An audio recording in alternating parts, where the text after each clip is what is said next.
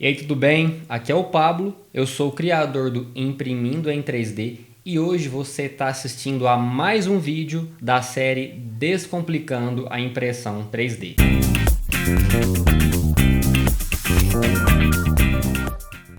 Nesse vídeo eu vou te mostrar 3 recursos do fatiador Cura que você precisa começar a utilizar, mesmo que você já tenha alguma experiência com impressão 3D. Se você por algum motivo caiu nesse vídeo de paraquedas, você pode estar se perguntando: o que são recursos do fatiador? O que é o Cura? O Cura é um software que a gente chama de fatiador, que faz o intermédio entre o seu computador e a impressora. Ele pega o modelo 3D, fatia em camadas e converte para um formato de arquivo que a sua impressora entende, a fim de fabricar o modelo 3D que estava no computador na impressora. Tá, Paulo, mas de onde você tirou que esses 3 recursos são mais importantes? Porque o software Cura, o fatiador, ele tem mais de dezenas de recursos. E de onde eu escolhi esses 3 recursos? Depois de muitas peças impressas de diferentes tipos e geometrias, eu percebi que esses 3 recursos são os que eu mais utilizo na maioria das minhas impressões. E agora a gente vai lá para o computador e eu vou te mostrar como você configura cada um desses recursos. Agora aqui com o Cura aberto, a gente vai fazer a análise dessa peça com os 3 recursos que eu vou mostrar para você agora. Eu vou dar o slice para fatiar essa peça. A gente vai usar a altura de camada de 0,2 mm. Vamos clicar aqui em Preview para pré-visualizar essa impressão. Aqui no esquema de cores eu vou trocar para Layer Thickness, que é o que? A espessura da camada. O que essa legenda aqui fala para a gente? Que aonde está verde está em 0,2 mm. Isso quer dizer que toda a peça está sendo impresso com a altura de camada igual 0,2 mm.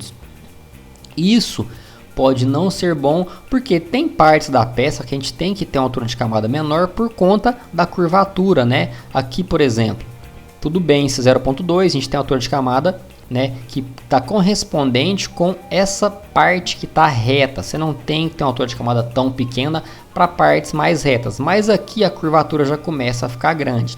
Então aqui o ideal seria a altura de camada menor.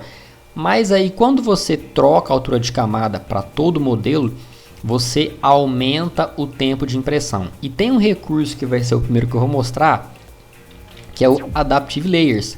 E o que ele faz? Ele adapta a altura de camada de acordo com a geometria. Então, aonde for mais reto, por exemplo, aqui nessa parte que sobe mais reto, ele mantém uma altura de camada, segundo a legenda, de 0,24 mm. E aqui a curvatura começa a ficar maior, tem que ter um detalhamento maior para não ficar aquele efeito escadinha, a altura de camada baixa para 0,16. Então, o que esse recurso, o Adaptive Layers, mostra para a gente? Ele mostra e já aplica aonde você tem uma geometria que você pode usar uma altura de camada maior, no caso aqui 0,24, e aonde você pode usar uma altura de camada menor, no caso aqui 0,16, por conta de uma curvatura muito alta. Por exemplo, aqui na cabeça, a curvatura aqui é tão grande que chega uma hora que está praticamente reto essa parte, certo? Aproveitando esse mesmo modelo, eu vou desligar o Adaptive Layers. A gente falou agora de camadas e agora eu vou falar sobre preenchimento. É um recurso similar que também vai trabalhar o preenchimento de uma maneira inteligente. Vamos dar o slice, a gente vai anotar o tempo de impressão e o gasto de material. Com a configuração normal, a gente tem 86 gramas de material e 8 horas e 58 minutos de impressão. Vamos vir aqui em preenchimento, né, na aba Infill, e vamos ligar o recurso que eu vou mostrar para você agora, que é o Infill Support. Como o próprio nome já diz, o que é Infill Support? Ele vem de suporte preenchimento, ou seja, o preenchimento aqui vai fazer um papel de suporte, ele só vai existir aonde ele vai precisar suportar uma camada que vai cair sobre ele, seja uma parede ou seja uma camada de topo, uma top layer. Então vamos abaixar aqui as camadas para a gente ver o que está acontecendo. Vou trocar aqui o esquema de cores para Line Type, para a gente poder diferenciar o preenchimento das outras partes da impressão. Vamos subir. E aqui a gente pode observar que o preenchimento não está em toda a peça. E já vou comparar o tempo de impressão e gasto de material. A gente tinha 8 horas e 58. Então, caiu mais de 1 hora de impressão e o gasto de material foi de 86 gramas para 54 gramas. Ou seja, caiu mais de 30 gramas de material. Economia de tempo e de material. E aqui a gente pode observar que realmente seria um desperdício ter material aqui, porque ele não vai suportar nada da peça. Agora, onde começa a curvatura, que é aqui, sim, as camadas externas, as paredes, não conseguem se auto-suportar, então elas têm que ter uma camada, tem que ter material embaixo, no caso o preenchimento, para segurar. E esse é o papel do preenchimento quando a gente ativa essa função. No topo da cabeça também do Moai, a gente pode observar que o preenchimento começa lá embaixo e sobe para segurar o topo da cabeça, que é onde a curvatura é tão grande que as paredes não conseguem se suportar e precisam sim de preenchimento para segurar. Vou desativar agora o enfio suporte, vamos simular e agora eu vou mostrar o terceiro recurso. Para isso, a gente vai utilizar mais uma vez a legenda aqui, Line Type, né? Que é o tipo de linha, e a gente tem essas linhas, né, azuis aqui por fora do modelo. O que essas linhas representam? Pela legenda, a gente vê que é travel. Travel, né, é o deslocamento do bico. Isso aqui é ruim porque quando o bico está deslocando e ele sai da peça, ou seja, ele não se desloca somente por dentro da impressão, o que pode acontecer? Pode escorrer material, pode ter o string, como a gente costuma chamar aqueles fiapos, certo? Por exemplo, vamos abaixar aqui até encontrar aquele deslocamento que está acontecendo naquela camada. O que está acontecendo aqui? A impressão está sendo feita por dentro da peça. Em algum momento o bico passa daqui para cá.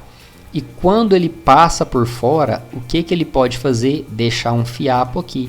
Ele pode deixar fiapo, né, o famoso string, em toda essa peça. E como a gente faz para evitar isso? Tem um recurso que serve exatamente para não acontecer desses fiapos. Vamos vir aqui e procurar por combing. Então, o que o combing faz?